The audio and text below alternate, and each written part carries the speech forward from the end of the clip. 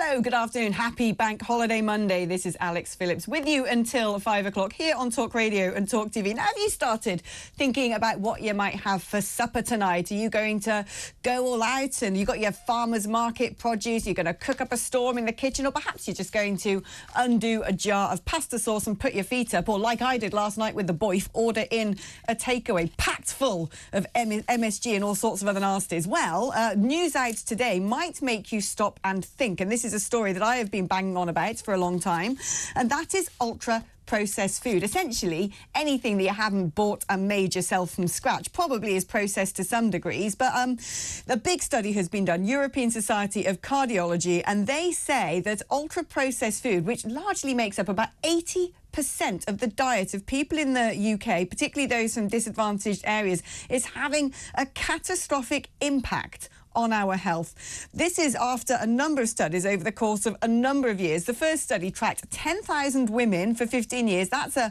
pretty high sample size, and found that those with the highest proportion of ultra-processed food in their diet were 39% more likely to develop high blood pressure. A second study, which is, it says here, a gold standard meta-analysis, whatever that means, of more than 325,000 men and women, showed that those who ate the most ultra-processed food were 24% more likely to have cardiovascular events. That's heart attacks, strokes and angina. Now, somebody who inspired me to start banging the drum on this topic in the first place is my very dear friend and very much a pioneer in this field, Dr Aseem Malhotra. Aseem, it's wonderful to have you on the programme. Now, many people may not realise that you stuck your head above the parapet and started pointing the finger at big food a whole long time ago, and have you come under the cosh as a result of that? The corporate lobbyists trying to protect their profits and their industries, really having a go at you for over a decade now. Let's talk about this study. I mean, I'm glad that finally people are listening and things like this are making the front page of the newspaper. Here it is, front page of the Mirror. It was in the Guardian as well. Talk to us. What is going on? Explain what ultra-processed food is and why this is so harmful.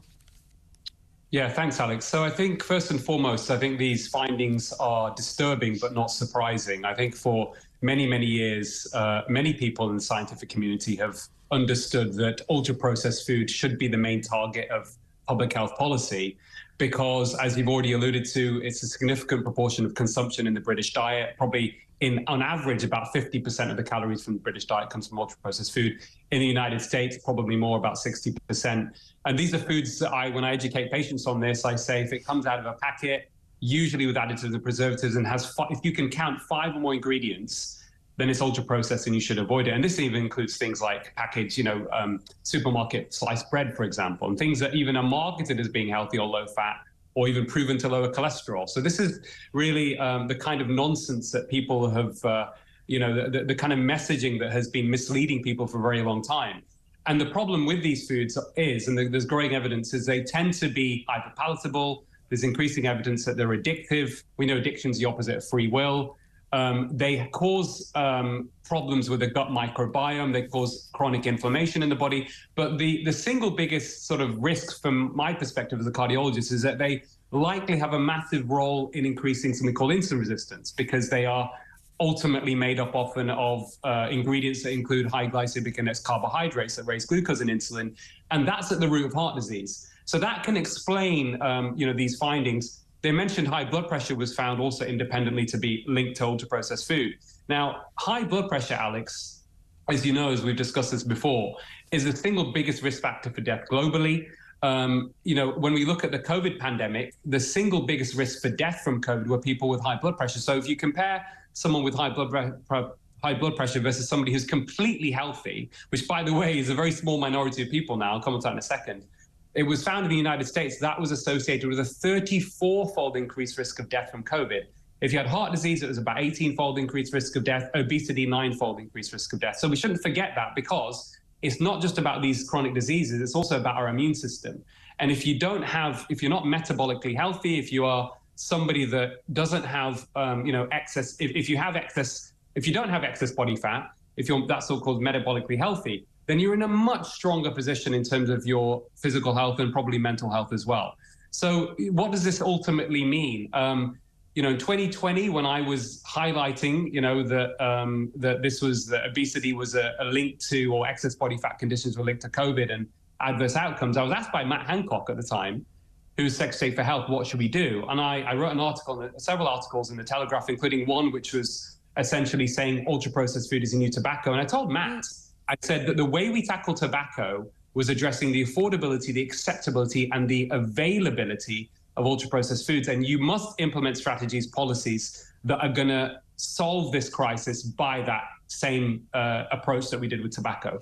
Education alone is important, but Alex, it's not enough. Our food environment is saturated with these foods. 75% of the food purchased in hospitals are ultra-processed. I mean, that is just how shocking the situation has become. I mean, I love the fact you made the comparison with big tobacco. We've spoken about this a number of times. And one thing that strikes me is, people out there, when they're buying certain foods, whether it's a bag of crisps, a pasta sauce, it might say it's super healthy, they assume it's had to go under so many checks to make sure it's not going to poison us, that it's not going to rot in our larders, that it's not going to detrimentally affect our health. And yet, so much of the time, we're consuming things that we don't know what the long-term impact is. And they have very clever ways, don't they, much like big tobacco, of capturing a captive audience. And one thing I want to bring up with you is things like the low-fat diet, things like veganism, things that are basically, we're told you need to do those things to stay healthy. If you're chugging back full-fat mayonnaise and double cream, then you're probably going to die early. And if you're eating meat, you're going to die early. And yet, it seems to me, these are very cleverly construed diets that people can't do themselves at home.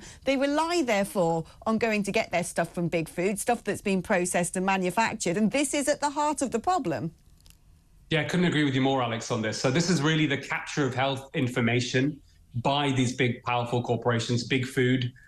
We see the issue with big pharma as well, which I'll mention briefly in a second. But, this is the problem is we've now got, failure of regulation.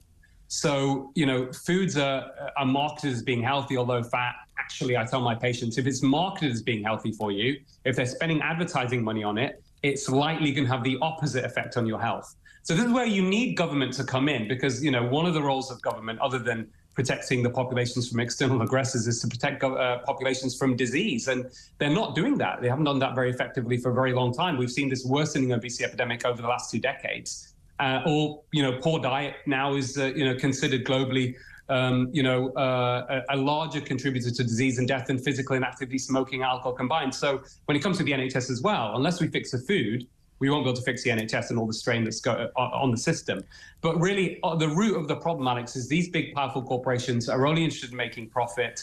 They're not interested in your health, but they've captured everybody, whether it's politicians, policymakers, academic institutions, and then people are having to deal with how to navigate through this health misinformation mess. And until we have good, strong political leadership to tackle it, Alex, we're not going to really make much progress. And certainly for me personally, when I look around the world, I see very few politicians who are willing to stand up to these big corporations, whether it's big food or big pharma. And the only person, someone I've spoken to at length, who I see could have a big role in this, who's willing to address this head on, is Robert Kennedy Jr. And I think that because of that, and because the public are becoming increasingly aware that they can't trust government or even academic institutions who are linked to industry, they're looking for leadership to solve this problem. I think he is the man to do it. Well, Aseem, thankfully, we've also got you to give us advice, so do stay on the line. We're going to take a short break now, but after the break, what I'm going to do is I'm going to be asking Aseem, it's all very well sort of saying, look, these are bad things and, stop eating anything that comes in a package. So many of us are busy and we rely on that. So what should we be eating? Aseem is the man to ask on this. He's written multiple